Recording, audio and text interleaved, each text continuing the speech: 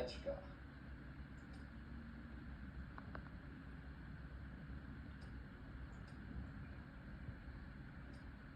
Oh, come on. This bullshit again. This time you lose. This time you lose. Easy lose. So easy lose.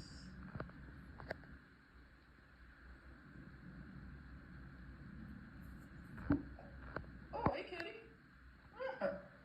Yes, I love you. Oh, is this 5 plus 5? 5 plus 5? What the fuck is that? Bogus time control. Thought we were playing Blitz. Thought we were playing Blitz, kitty. What? Yeah, Mama's gone. Mama's out tonight. Just me and you, kitty. Just me and you. Oh yeah, I gotta start doing TikToks. Fumbled back. Pouring out for my old band Credit Suisse.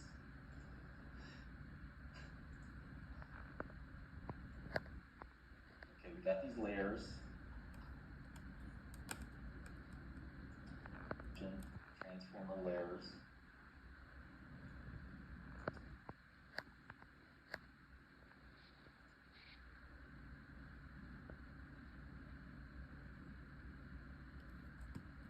Trying to fine-tune LLM. Oh. Okay,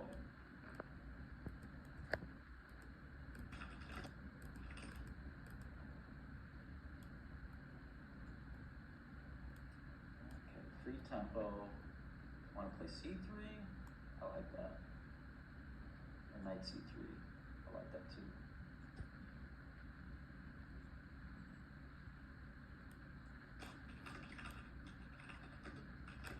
Depends on what ails you. Hello? Okay.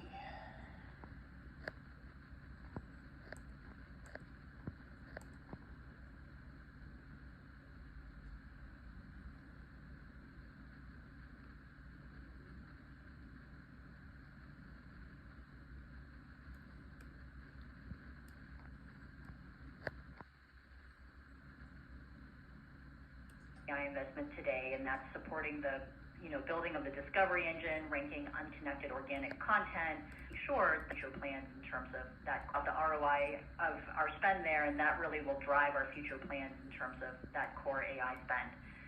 And then the third bucket is really around CapEx investments now to support Gen AI. And this is an emerging opportunity for us. We're still in the beginning of stages of understanding the various applications and possible use cases. And I do think this may represent a significant on the return curve relative to some of the overall capital and expected while on striking the right to power this work. But I want to emphasize that we remain focused overall on striking the right balance between building out the AI capacity we need and being efficient with our CapEx spend. Mark, who? Yes, I have a couple questions. Mark, this one's a bit more philosophical, but if we compare where Meta is today, kind of pre-IDFA, cookie deprecations type of world, how do you see the relative competitive position in digital advertising in light of all of these I do think the FTC would try to stop Midjourney, but I think digital advertising was that privacy would level the playing field, but it certainly doesn't seem to. But in light of some of the commentary we're seeing strengths and weaknesses effectively quarter to date and beyond. Thank you. Thanks, Mark. I can go ahead and take both of those. So your first question was about in terms of our last few year platform changes, but this certainly in mitigating the direct impact from AT&T's platform changes. But this is really, I think, just the reality of the online advertising environment that we're in now. And we've invested across not only sort of the direct mitigations that we've talked about in the past, including things like increase of our AI investments that have really, I think, enhanced the performance of our ads, as well as enabled us to introduce new tools and features for advertisers. So I think we're quite well positioned here in terms of on-site conversions. We have a lot of offerings that have been growing very well for us. I think we've talked a lot about click-to-messaging ads and what that has. There are formats, feed ads, shops ads. So there are different ad formats that we're working on there. And then we've just really been investing in using AI for a long time to improve our ad systems, including ranking, to improve our modeling and measurement. I think we feel quite time that relative position, again, this is just work that we've been doing for a long time, that I think in conjunction with seeing some stabilization in the macro environment has enabled us to see that work pay off. And then your second question was about performance as well as in our outlook. In terms of the Q1 revenue performance, including and other markets, Missed a good we tactic. believe acceleration among advertisers in China targeting users in other markets, Missed a good which tactic. we believe was due in part Take to dropping shipping costs and easing COVID You're taking the lockdowns rough and for those smooth. advertisers. And then you've seen FX play a part there as well. Looking forward to Q2 and the back half of the year, it's certainly an easier compare there, as there are tailwinds to year-over-year growth coming from lapping a weaker demand period, and then moving into the first full quarter in Q2 without Russia revenue in terms of the comparison relative to Q2 2022. And we certainly expect that currency is also going to be less of a headwind than it was in the first quarter. With that said, there's a broad range of expectations captured in our Q2 outlook, and it reflects that we feel it remains a volatile macro environment. The market has absorbed a lot of new developments over the last year with inflation, higher interest rates, banking instability, etc. And it's hard to have the advertising markets, for Q2 and for the rest of the year. It also continues to be a challenging regulatory environment, so that's something that we're continuing to monitor closely. But on the other hand, we've been pleased with the performance we're delivering for advertisers and how those investments have paid off. Core engagement trends remain strong, and Reels is a revenue headwind today that we expect will become revenue neutral by the end of the year or early next year.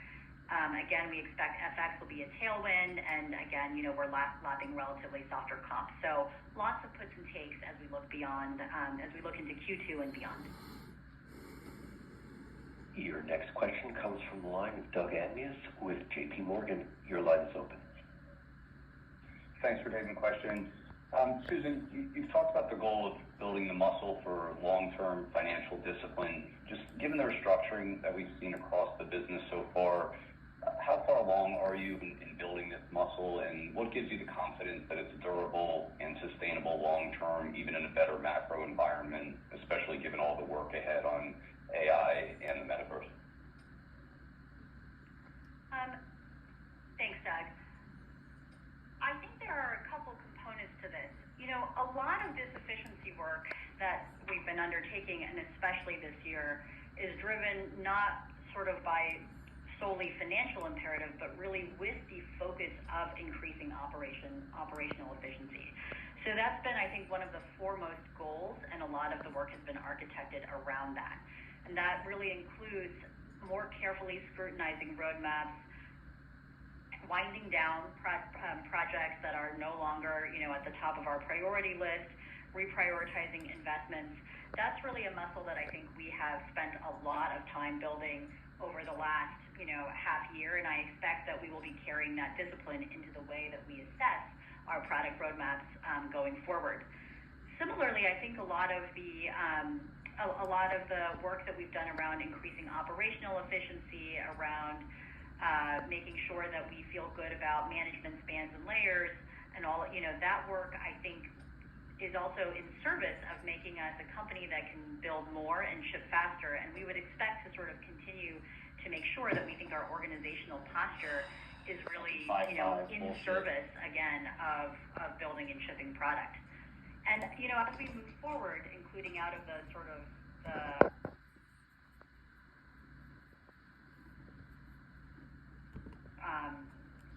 where we can let all right, but also know for your feet, and that's going to live for making it easy. Internally, so the tool chain is the same. So when they create some innovation, we can easily integrate it